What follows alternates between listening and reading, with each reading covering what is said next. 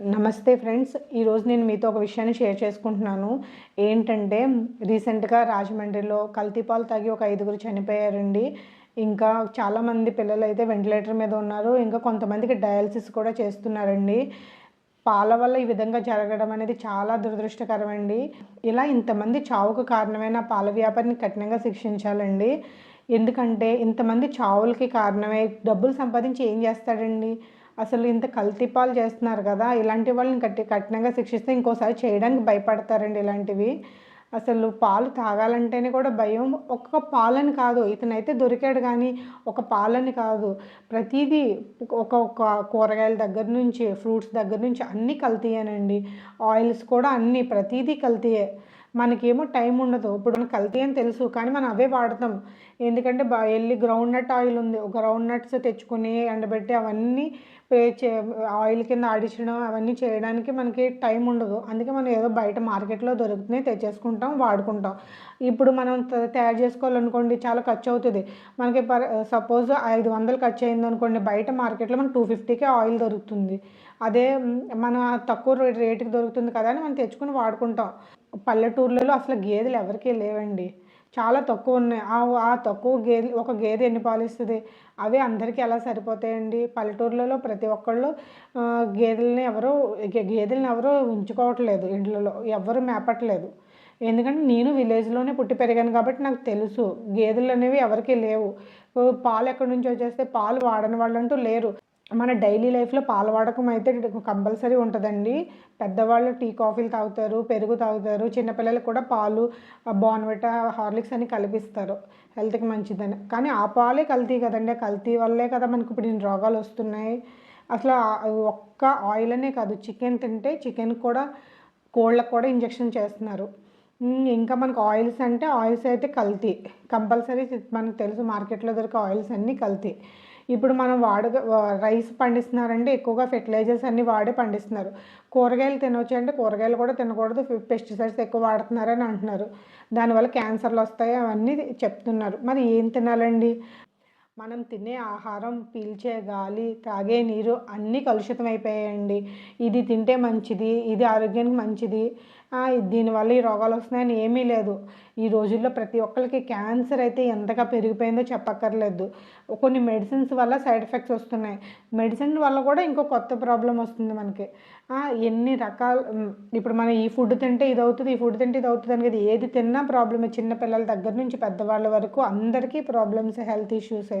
ఎప్పుడో ఓల్డ్ ఏజ్‌లో రావాల్సిన వైట్ హెయిర్ ఇప్పుడు చిన్న పిల్లలకే వైట్ హెయిర్ వస్తుంది. మళ్ళీ వాళ్ళకి పెద్దవాళ్ళకొచ్చే కాళ్ళ నొప్పులు అలాంటి ప్రాబ్లమ్స్ అన్నీ చిన్న ఏజ్‌లోనే వస్తున్నాయి. ఇప్పుడు చైల్డ్ డయాబెటిక్ అనేది కూడా చాలా పెరిగిపోయిందండి. ఇప్పుడు మనం తీసుకునే ఫుడ్ వల్ల ఇలాంటివన్నీ జరుగుతున్నాయి. హ్మ్. ఈ డైలీ ఎక్సర్సైజ్ చేసి హెల్తీగా ఉందామని అనుకుంటాం కానీ, మనం కొంతవరకే మన హెల్త్‌ని మనం కాపాడుకోగలం కానీ, పర్మనెంట్‌గా దీనికైతే సొల్యూషన్ లేదండి.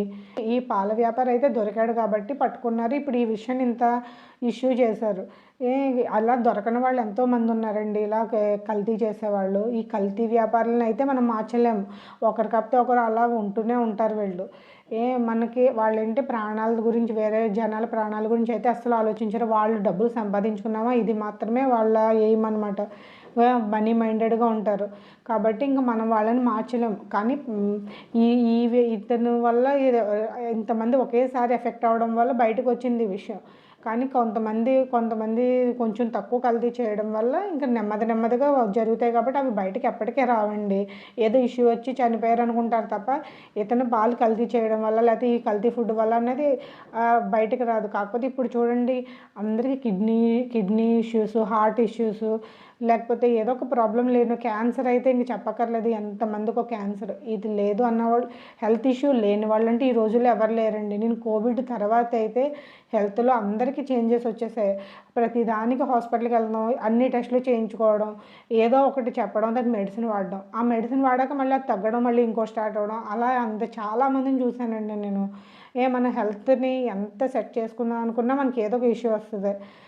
డాక్టర్లు కూడా ఇంకా డాక్టర్స్ కూడా ఏం చెప్తారు, ఇప్పుడు ఏ ఇష్యూకెళ్ళినా సరే మనకి టెస్టులన్నీ రాస్తారు, అన్నీ చేపిస్తారు.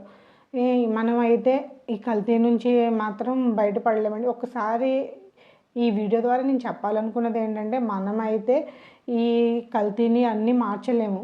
కాకపోతే ఒక్కసారి మీరు ఏదైనా వ్యాపారం కల్తీ వ్యాపారం చేస్తున్న వాళ్ళే ఒకసారి ఆలోచించండి. జనాల ప్రాణాలు తీసి డబ్బులు సంపాదించడం ఎంతవరకు కరెక్టో మీరే ఆలోచించండి. ఈ చిన్న పిల్లలు చనిపోయిన వాళ్ళు ఇంక తిరిగి రారు కదండీ అసలు. ఆ ఫ్యామిలీస్ ఎంత ఎఫెక్ట్ అయ్యాయి ఇప్పుడు. ఆ ఫ్యామిలీలో వాళ్ళ బాధను ఎవరు తీర్చగలరు? మీరు ఆ ఒక్క పాలు కల్తీ చేయకపోతే వాళ్ళందరూ ఈరోజు హ్యాపీగా ఉండేవారు. కల్తీ చేస్తున్నాం, ఈరోజు డబ్బులు సంపాదిస్తున్నాం, ఈ కర్మ అయితే మిమ్మల్ని వదలదండి. చెప్తున్నాం, ఇంతమంది చావులు ఏడుపులతో సంపాదించిన డబ్బు అయితే మీ దగ్గర ఎప్పటికీ నిలబడదు. మీరు ఆ డబ్బుతో మీరు సుఖంగా ఉంటారని కూడా నేను అనుకోవట్లేదు. ఏ ఏదైనా సరే మనకు కొంచెం అయినా నీతి నిజాయితీ ఉండాలి. అంత అస్సలు ఏది జనాల ప్రాణాలు పోయినా పర్లేదు, నాకు డబ్బులు రావాలి అనుకునే మైండ్ సెట్ ఉంటే వాళ్ళకి దేవుడే చూస్తాడు. వాళ్ళ కర్మ వాళ్ళకి తప్పకుండా అనుభవిస్తారండి. కొత్త వాళ్ళు ఎవరైనా నా వీడియో చూస్తుంటే please subscribe my YouTube channel. కింద ఉన్న బెల్ సింబల్ ఆన్ చేసుకోండి, నా నోటిఫికేషన్స్ అన్నీ మీకు వస్తాయి.